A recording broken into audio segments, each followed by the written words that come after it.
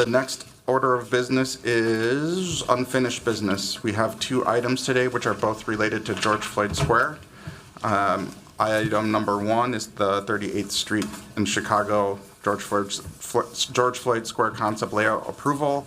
And item number 2 is George Floyd Square pedestrian mall ordinance. I will recognize Councilmember Cashman. Thank you, President Payne. I'm going to make a few motions here. The first motion is to approve the open, flexible street concept layout. The second motion is to move a resolution authored by myself and Jenkins as amended by Councilmember Chowdhury, which is before us. And the third motion is to return to author the Ped Mall ordinance notice that I gave, which is below it. Councilmember Cashman has moved approval of the concept layout, moved to approve the resolution associated with the layout, and to return to author the pedestrian mall ordinance. Is there a second to that motion? I just want to make sure we're splitting up the votes because I cannot support item number 1. I'll be supporting item number 2.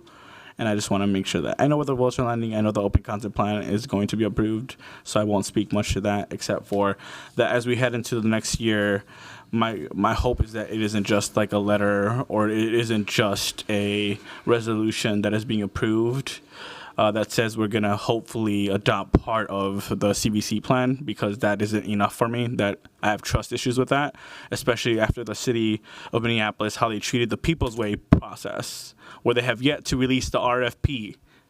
And I feel like we are going to head towards that same direction. So while I won't support the open flexible plan, I will be supporting the resolution, and I hope the city takes that resolution very seriously as we move forward to addressing the issue when it comes to George Floyd Square. I know where the votes are landing. I'm not going to fight that, but I want to make that very clear.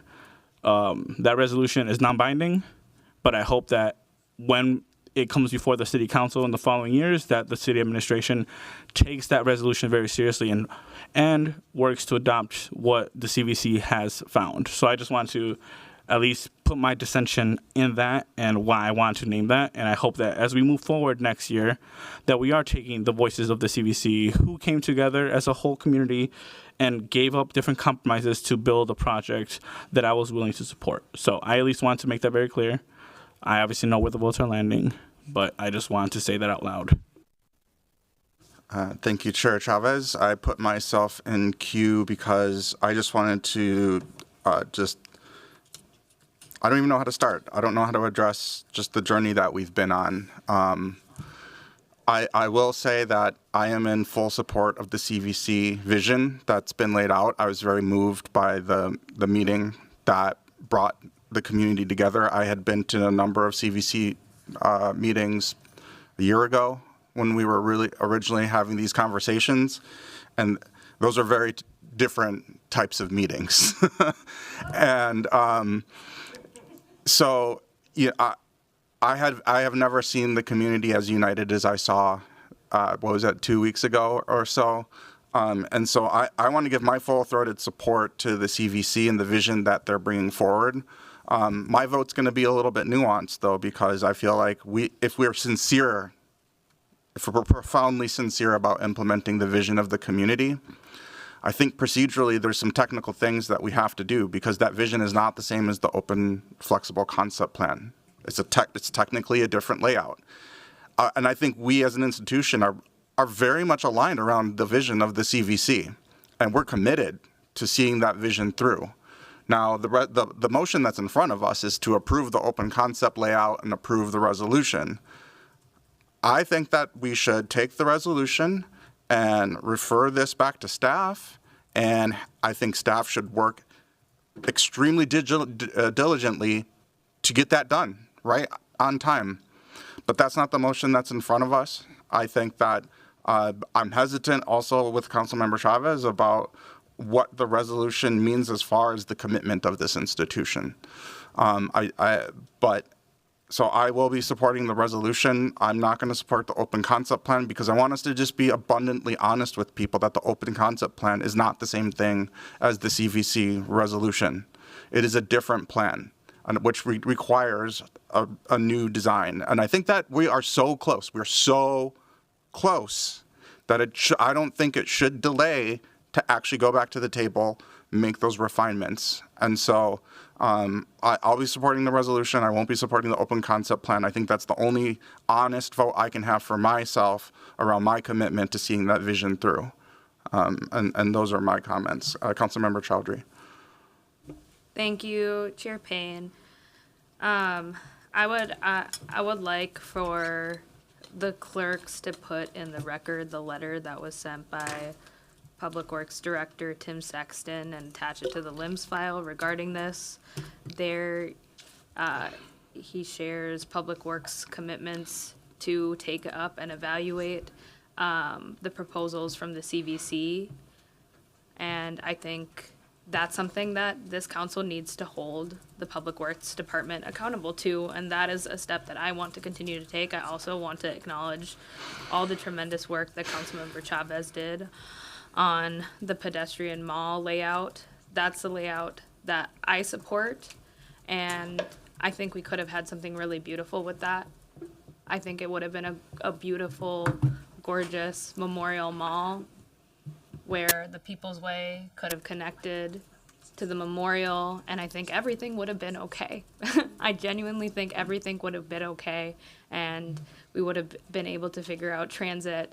And I reject all those comments and remarks that were made about this council gerrymandering. And I felt that that was really, really disrespectful to the amount of care that council members were bringing and thinking about this and trying to uplift voices within the community in a discussion about a concept plan where there wasn't a majority consensus on anything, right? What there was consensus on is that this neighborhood has been highly disrespected by the city of Minneapolis. Highly disrespected by the city of Minneapolis. And then in 2025, we're finally funding the 38th Street Thrive Plan. And also really disrespectful in the way that the square was opened up. All the way back in 2021. That was really, really disrespectful. And I would be remiss to say that, like, this council has been put in a position where there's no will or ability for our mayor and this administration to move on any other plan. That's just a fact of the matter. There's no will to do pedestrian mall from them. And that's really disappointing because I felt like that was something that we can lean in on. And that's really painful. It's painful for a number of reasons. I think there's some movement today, and like one of the things that I stated in my comments at the last council meeting was leaning in and taking some leadership. And for me, like, I want to be able for this community to have something that they could shape and they can hold this administration accountable to, and just go and not just give outside power only to local businesses. I think it needs to be everyone. And I think there are things that we can leverage with the open concept plan should these recommendations be taken, and they should. And it's written in this letter, and I know that a letter is not enough. It's going to require a lot of accountability. So that's why reluctantly today I'll be supporting moving this forward. But it isn't without a lot of heartbreak and also a lot of distrust created with the administration. I'll personally say I sent emails asking questions in good faith, and I've had those emails without a response be read out in a press conference. That's not the type of relationship I want to go into going into 2025, and I have to say, like, that's a part of why it's been so hard to move forward on this. It's not just the city council. It doesn't work like that. In the resolution, I wanted to just read out the additions that I'm bringing forward today because I think it's related to how we move forward on this concept plan. And I'd like my colleagues' respect as I read it out. Be it further resolved that the City Council will support and also urge the administration to support efforts to further the completion of the 24 demands created by community members at George Floyd Square after George Floyd's murder, who have consistently demanded justice and systemic change before the reopening of the intersection. It's a huge part of our history. Be it further resolved that the City Council is requesting that there be an intentional engagement with the community on the process and procedure of how this intersection will be closed in the flexible open, because that's unclear, right? How we are going to do the gating and the closing and who gets to say when and how much will it cost. So we should make that a community process.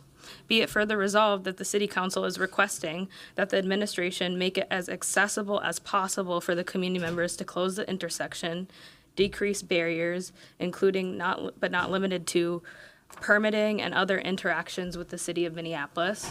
I frankly would like to see no permit fees ever required of community members to close down this intersection. And I think it should be just a standing practice every year when we remember the murder of George Floyd, when we do rise and remember that it is closed down. And there should be other dates that are on the calendar routinely that are planned for where there will be closures, and that city should work with the community on what those dates are. So there's not a question and we can plan for it every single year. Be it further resolved that the City Council is requesting that the administration give support, funding, and assistance to the maintenance of the memorial space at George Floyd Square. I don't want to hear about people struggling to get funding or support to make sure that that memorial stays beautiful and preserved. I don't want to hear about organizations having to pool outside money without any support of the city to maintain the memorial of George Floyd. I don't want to hear about needing updates to the physical infrastructure around it. I think, and people needing to struggle to get the attention of Public Works. I want that to be on-site, on-demand, and I want there to be a dedicated person that community members know who they should talk to so the memorial can be maintained. And I want that reflected in our budget. So that's the amendment that I have within the resolution as it is related to my vote today. Councilmember Jenkins. Thank you, Chair Payne. And I want to thank Council Members Chowdhury and Cashman for bringing this resolution forward, as well as the amendments that Councilmember Chowdhury is bringing forward. I really think, we can continue to live in the challenges of the past, or we can move forward. And I think this community, as demonstrated in the community meeting that was referenced a couple of weeks ago, has indicated that they're ready to move forward. The challenge with the pedestrian plan is not, in my opinion, the quote administration's desire, but it's the community that is saying, the business community there, the property owners there that are saying, we can't support that, which is a requirement of the state legislation that allows us to create pedestrian malls. And so this seems like the most prudent way to move forward. This has, it incorporates some of the visions of the Community Vision Council. It incorporates some of the concerns that Councilmember Chowdhury has brought forward. And I think we really owe it to this community to listen and say it's time to move forward. Thank you.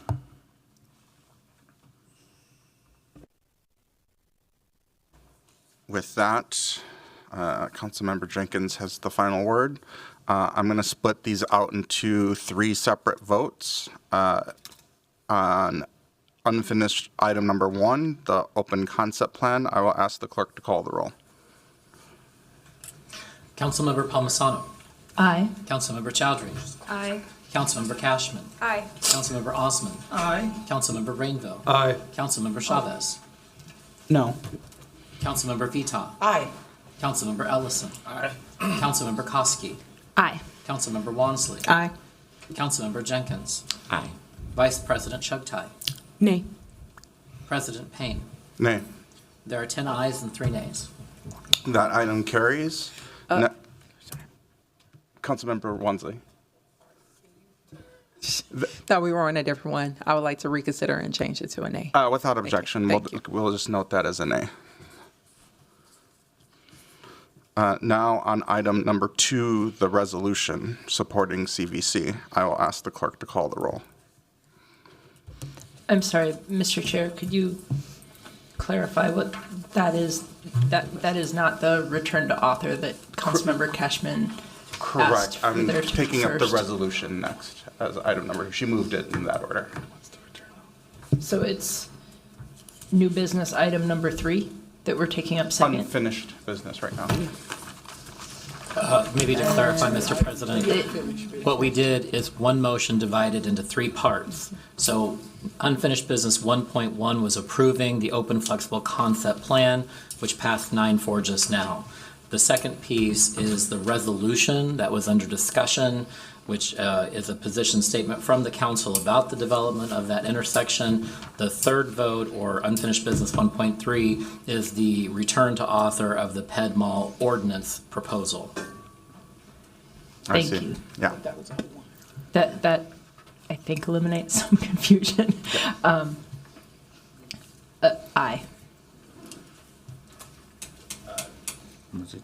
Councilmember Chowdhury. Aye. Councilmember Cashman. Aye. Councilmember Osman. Aye. Councilmember Rainville. Aye. Councilmember Chavez. Aye. Councilmember Vita. Aye. Councilmember Ellison. Aye. Councilmember Koski. Aye. Councilmember Wansley. Aye.